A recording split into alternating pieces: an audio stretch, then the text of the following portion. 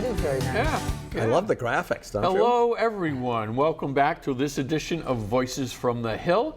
As always, well, first of all, I'm State Senator Michael Rodrigues, and I'm joined by 2 out of the 3 members of the Fall River Legislative Delegation, Representative Carol Fiola and Representative Paul Schmidt. Good morning. Representative Alan Sylvia could not be here on this edition, but I'm sure he's with us in spirit. And welcome. It's now August. We are into the dog days of summer.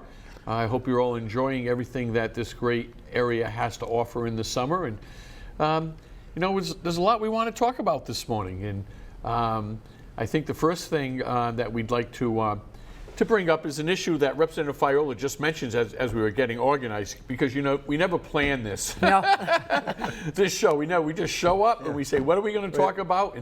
And Representative Fiola had a great issue that is of concern to many of our constituents, and one that she's done a great deal of research and has a great deal of knowledge about. So I think it's important for all of you to hear what she has to say, as it is for Rep. Schmidt and I, and that's the so-called real ID. We were just saying to ourselves, we don't know much about that. We're all ears. Well, your staff, obviously your staffs know as well, but this has been an issue. The real ID is something that we will all need to comply with by October 2020.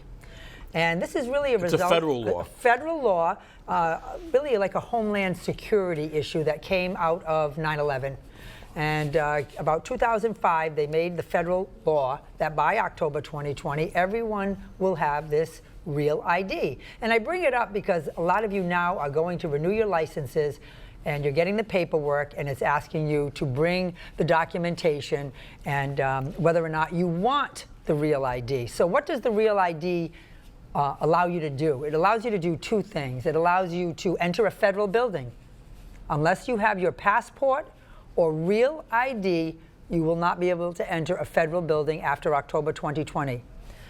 Also, you will not even be able to get on a plane in the United States from Logan or Green Airport to Washington, D.C. or California, anywhere even in the United States travel, unless you have your passport or the real ID. And the real ID is just designated with a little, I think, I was going to say a heart on it, but it's a little designation, a little code on there that you'll be able to see it. Otherwise, it's a regular license. So if you choose not to get the real ID and you have a passport that is still valid, you'll be able to use it. But when your passport expires and you go to get another passport, you need to present your license number and all of that, and or other documentation. You'll need your real ID. So you will buy some time on that if you have your passport. So a lot of people are asking me, and I bring this up, why it's a little bit of a trickiness right now, because we have a lot of people from Portugal that live in Fall River. And a lot of people are being asked for some verification, their naturalization papers or green card active documentation, and they've either misplaced it, can't find it. I've gotten a lot of calls on that. So what happens is the Registry of Motor Vehicles will give you, if you want to get this real ID because you fly and maybe you don't have your passport and have a need to spend the money to get a passport because you're not going overseas, they'll give you a 6-month extension. They'll give you 1 6-month extension to get that paperwork in order. Currently, I have a case that is with the RMV because this woman would like to have her paperwork in order, but something on her maiden name, and you know how it is. You come over from the other country, you're married, somebody makes a mistake on your name. So the RMV gave her an extension, and they have an open case on her right now, and they are close to resolving it, well within that 6 months. So I bring this up, so if you have any questions, you can call any of our offices, but the paperwork you're going to get from the RMV just says bring these 2 pieces of identification, and you must go to the Registry of Motor Vehicles. And what kind of identification do you? You might need a bill that shows your address is that address, so it's addressed to you at your home address.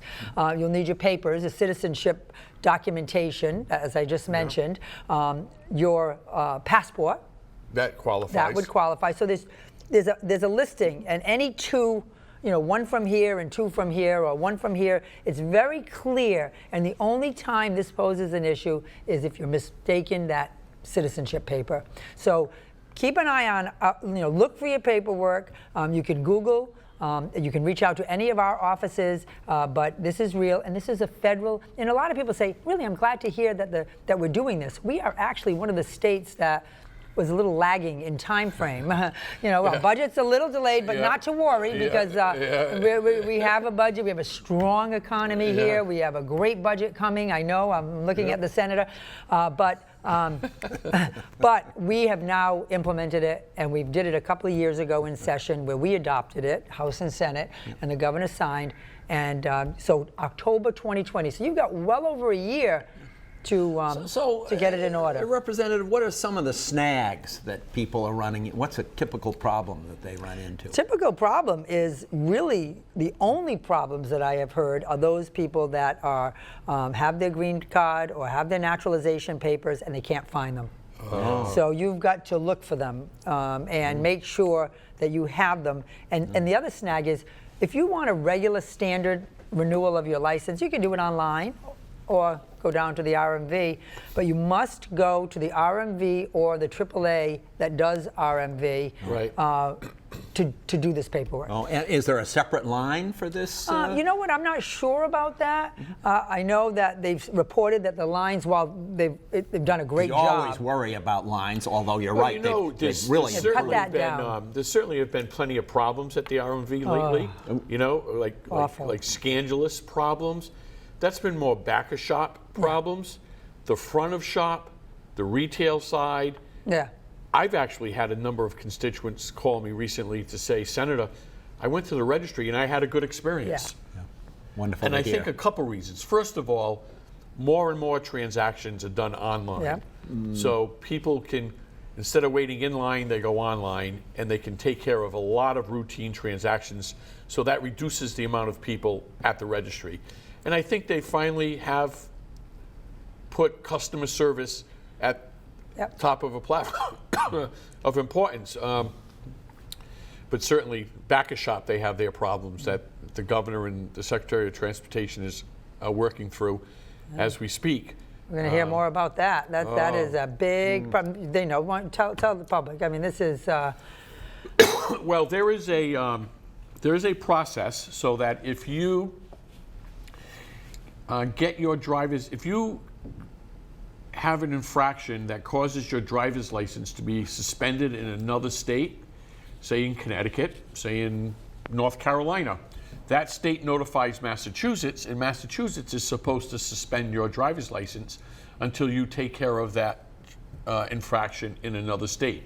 Well, Massachusetts has never been doing that, and as they've gotten notices from other states, instead of taking action on that, they've just put it away in a file and put the file away in the closet and this has been going on for how many years? Since at least 2011. They've gone back to 2011. Bins and bins and bins and bins filled with paperwork. Right.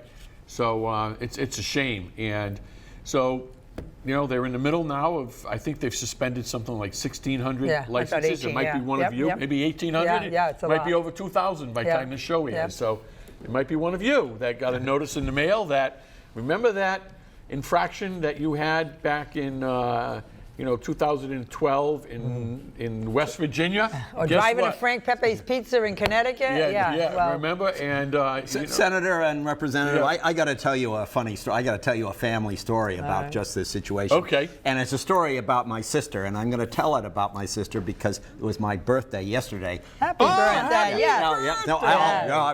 And she called me up. She's younger. Yep. She called me up and said, gee, you're really getting on there, Paul. So, which of course she does at this time every year. But, So just to tell a story about her, she got a parking ticket in Maine 10 years ago. Didn't do anything about it. Ignored it. Naturally. Wow. Yeah, ignored it. Yeah. Everyone else does too. Yep, ignored it. She's driving in Westport. Cruiser comes up behind her with a light, pulls her over. Miss, you didn't pay a parking ticket in Maine. And I guess she got a little, maybe, feisty. I was going to say lippy. Yep. feisty. And the officer said, "Ma'am, out of the car." Handcuffed her? Stop it. Back of the cruiser. No. Stop it. For a parking ticket? Well, it was an infraction out of state. Just the How long ago was this? So apparently this was before 2011. So I just tell this little story. That you cannot Lisa, ignore. if you happen to be watching the show, I love you anyway. And then they let her go. Yeah. They let her go. I mean, boy. We got a lot of problems. Oh boy, if we're arresting people for parking tickets. But you know, you cannot. So Don't oftentimes we get all kind of visits and calls and asks and pleas for help in our office, and we're happy to do it. That's what we do. And we don't judge anyone, and we help everyone confidentially. But oftentimes the cause of the problems are people just ignoring. They think that if they get a parking ticket in Maine, they can ignore it. Well, there's a thing called computers nowadays and databases where once it's entered, it's on the World Wide Web, it's everywhere. It doesn't go away if you don't do anything about it. It does not go away. Wow, so that's a lot of stuff. So what else? On a bright note, it's summer. It's summer. I And hope the everyone's processions. Processions. People say, "Carol, you look like you have a tan. Have you been just hanging around?" I'm like, "Are you kidding me?" Sunday morning in the oppressive heat, we're in processions. We're in processions the week before. You two were in the Our Lady of Light. One we're always in. That's procession. one we're usually always in. I was at the State House on Sunday morning, but I was not able to make the procession, but I did stop by the Our Lady of Light Feast. I heard you were there Friday on night. Friday and Saturday nights. I stopped to see I call them family because they're such a wonderful club. And we had this unfortunate situation with Santa Cecilia Band. Oh, my. They had $25,000 worth of their instruments stolen from the storage trailer behind the club. Who would do that? Isn't that awful? Who would No, do it's a that? shame. I mean, these are very expensive tubas and trombones and musical instruments that they probably scrapped for scrap metal. But there's precautions now, so hopefully we'll find it. Because if they bring it to the pawn shop or they bring it to scrap metals, hasn't there been legislation on that? On There scrap metal? And do they have IDs on those? They have, you would hope that if you brought it to a scrap metal place and they saw all these very expensive tubas, albeit they're probably brass, right, and worth some money. They are worth a lot of money. They would, would raise a red flag and say, we're not going to scrap this working, beautiful musical instrument. We would hope. So we could, maybe by the time the show's aired, that they've captured the perpetrators, because hopefully they've had cameras, because there are cameras everywhere now. You can't get away with anything. You are on camera. That same morning of Our Lady of Light, I was actually over in Westport at the Holy Ghost procession, which is always a lovely procession. They closed down Sodom Road, and they process just really a couple of hundred yards and turn into the That's Holy good that Ghost they closed down grounds. Sodom Road. They used to close down Sodom Road for cows all the time. There's cows on the street. But these... Those are the good old days. You talk to some colleagues up in Boston and you say, what'd you do this weekend? And I had a procession, another procession. They're like, well, a 4th of July parade. I go, well, I was in that for Freetown and you were in it for Westport. But no, these are processions. And those who don't have the ethnic communities, or especially the Portuguese, they're missing something. They are. I mean, when you see the families all participating, like how many? Think of our kids. We didn't have those solid traditions as much, where the family is in the band and they're cooking the food and they're marching in the procession. The children are holding the flags and the banners.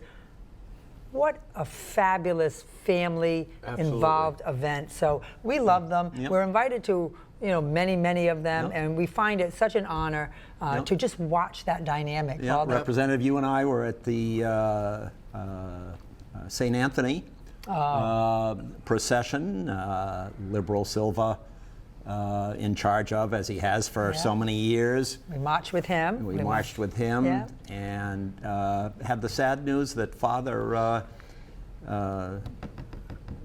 Albino, Father Albino, is retiring. Oh. Yes. Yes. There's been a lot of shuffles with priests and parishes lately. A lot of moves. Lots of moves. Father Racine over to New Bedford. I know he's going to be just fine, but certainly in Freetown. He says he's going to stay with us, with the fire department. Yeah. Oh, good. Yeah, Good. Father Mike's a great guy. Yeah. Yep, absolutely. So I want to go back. We had mentioned that we were the last state to come into compliance on Real ID. I don't say the last, one of the last. One of the last, but it's interesting because just yesterday in caucus, we're presenting on 2 bills. I had to present on 2 bills that we're going to take up in session next week. And once again, we are the last states in the country to come into compliance. Well, one is to come into compliance with something called appraisal management companies, AMCs. Oh, yeah. The House did it 2 weeks ago. Yes. Yep. We're doing it next week. No, we did it. We did it yesterday in session. Next week we'll vote. And we need to enact it. But what this is as a result of the federal law, the Dodd-Frank Act, which was a banking act, that they want to put tighter controls around management appraisal companies. Most banks, if you're buying a home, they do not have in-house appraisers. They hire professional appraisers to do the appraisals. And the federal law requires every state to come into compliance and provide a process for which these appraisal management companies get licensed and registered by August 10th of 2019, which is which is like about the time you're watching this. And here we are now, finally doing it. So we're getting in under the wire. We're making it under the wire. Yep. And then the other bill that we presented on was allowing optometrists to prescribe glaucoma drops. Yeah. That one's been it's been around. The Senate's passed it 4 times. This will be the 4th time. I think we're finally there, hopefully, Senator. But 49 other states allow optometrists to prescribe glaucoma drops. Yes. In Massachusetts, you have to go to an ophthalmologist. Yes. And who can be a little hard to find. Very difficult to find. Yep. We heard from our colleagues out in the Berkshires and Western Mass. Yep. I'm sure in Boston there are plenty of ophthalmologists. Yep. But they're very, very difficult. Yep. So hopefully this year we can get it done to allow our constituents, if they need glaucoma drops, not to have to find an ophthalmologist. Yeah, and it wasn't as though we're opening it up to allow optometrists to do operations and other significant actions that ophthalmologists are licensed to do. This is fairly simple procedures. Well, in keeping with that same common sense, by the way, we often talk about common sense. Common sense, but this week, again, even though it's summer, we have hearings on all the bills. I have a bill regarding ear, nose, and throat doctors. If you have a problem with your hearing, you go to, or you think there's a medical problem, you go to the doctor, the ears, nose, and throat doctor, and he checks out your ears, and you can't, you're having a problem, they're blocked, you can't hear well. That doctor cannot have an audiologist in their office in Massachusetts. You have to then make an appointment with the audiologist to get tested again for hearing aids. So the case has been made. Again, we're picking on Massachusetts, which we are the leader in so many areas, but we're pointing out where we need to catch up. There's only 2 states in the country where you go to the ENT, but then you got to go to the audiologist. And we're only one of 2. Doesn't make Other sense. States, the ENT can have an audiologist right there in their practice. And so it's prohibited in Massachusetts. Prohibited in Massachusetts. Never heard of such a thing. The audiologists support it because they'll have access to the doctor's office. Right. The first thing I did, as we do when we're asked to file a bill or brought an issue to our attention, we check in the district. Right. How does this affect you, Dr. Duncan? Yep. How does this, Linda, Dr. Duncan, the hearing aid? I called her right up, and they have no problem with it. So myself and a doctor from South Coast Hospitals, an ENT, Dr. Troublefield, Yolanda Troublefield, and I testified on Monday, as did the organizations to ask to please. So I'm hoping if we can get it through, and you take, the Senate can get it through, we'll take a look at this. But it makes common sense. Just make it easy. You've got a lot of seniors who are dealing with hearing issues, just like eye issues. Why make more work for them? You've got people who can't get to the doctors. You've got people on Mass Health. You've got people that just can't. They're in the nursing homes.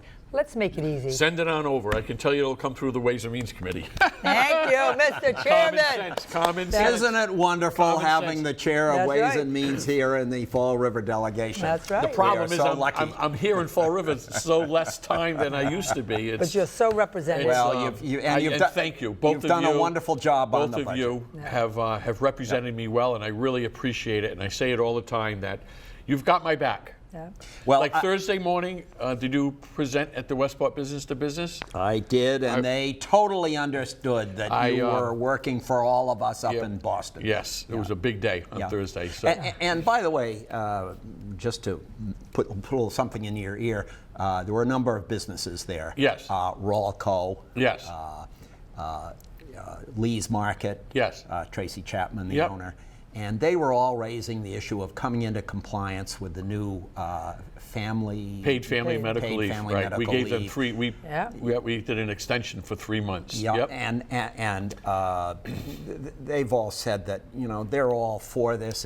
Many of them had similar already, and they want to do the right thing for their employees. They base their business on their employees. Right. But it's complicated. So and there's a letter from Gold Medal describing some of the issues that I'd like to buck along to you if I can, just to help the businesses who want to do the right thing come into compliance with a sort of a complicated issue. Right. And so communication. as part of there were a number of ballot questions that were filed a couple years ago now.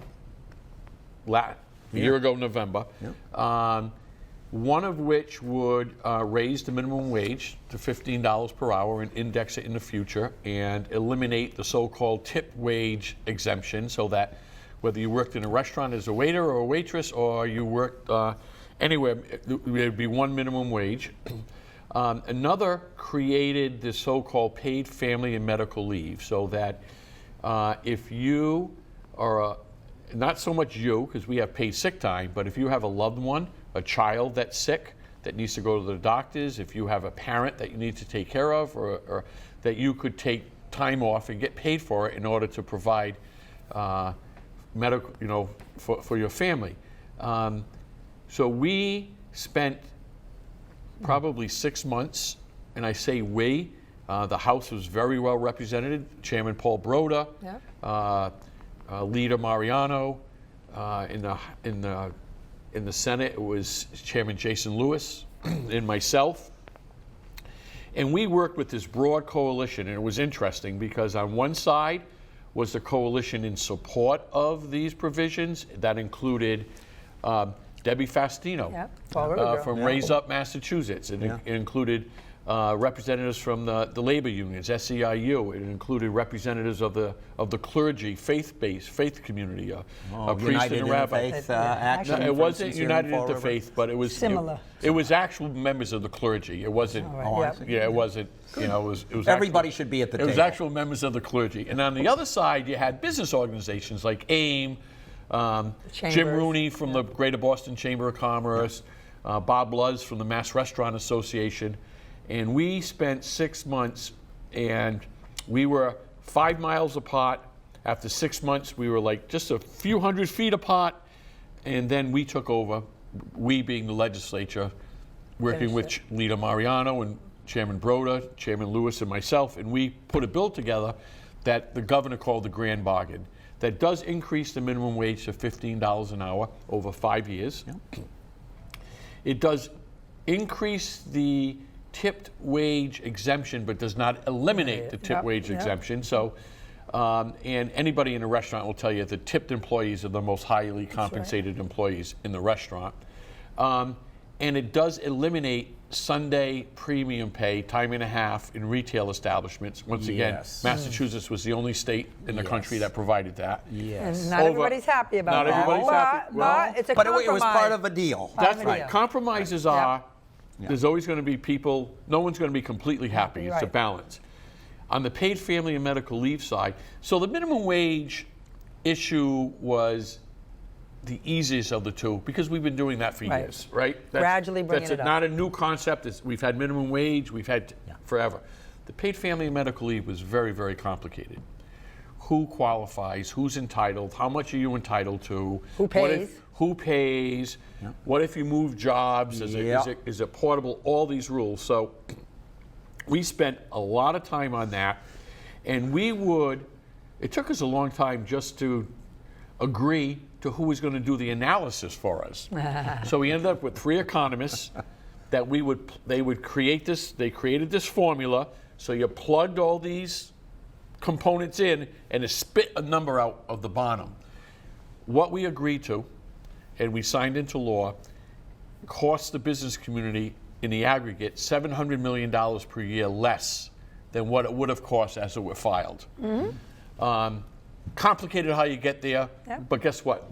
All the people agreed that's the right number. Now, that's the easy part. The hard part is, especially for the smaller or medium-sized companies, is how do they comply with the law? The law was scheduled to go into effect on July 1st. We, the House and Senate, passed an extension till October 1st. So now by October 1, every employer has to have a paid family and medical leave program. 6 people or more, 6 employees or more. 6 employees or more. And every employee is entitled to a benefit, and there's a split generally of 50-50. But they don't take that time off. The pool is being built up now. Correct. So for January of 2021. Right. So we wanted 6 quarters of built premium benefits paid by employers and employees. Not any one, on any one. Not on any one. It's a 50-50 split to go into a pool so that when the benefits start, there's money to pay the benefits. So by going to October, from July 1 to October 1, we have 5 quarters to build up the pool instead of 6 quarters to build up the pool. So we have to change. So the assessment went from 0.63% to 0.75%. I'm getting into the weeds now. No, but But what Rep Schmidt, and we only have 2 minutes. Yes, the business community, the Chamber of Commerce has had, they really need to come into compliance. It's the law. It's been the law now for over a year, and it's going to be a challenge.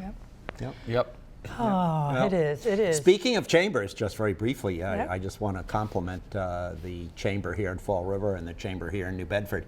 As everybody has probably heard, they've agreed to come together and, ladies and gentlemen, form the 2nd largest chamber in Massachusetts. That's tremendous. So we will be definitely at the bargaining table. We're all on together. I think that means we're wrapping up. So enjoy the summer, everyone. Be safe. Get ready for, and our next show, we're talking about Labor Day. See you in September, right? See you in September. That's for sure. See you at the feast on the end of August. August 23rd, 24th. Speaking of another procession. That's right, that's Saturday morning. The Baudelaire. That's my favorite one. If you've never been, go to that one. That's my favorite one. Great, fantastic. It's a lot of fun. Great. Thank you. Great.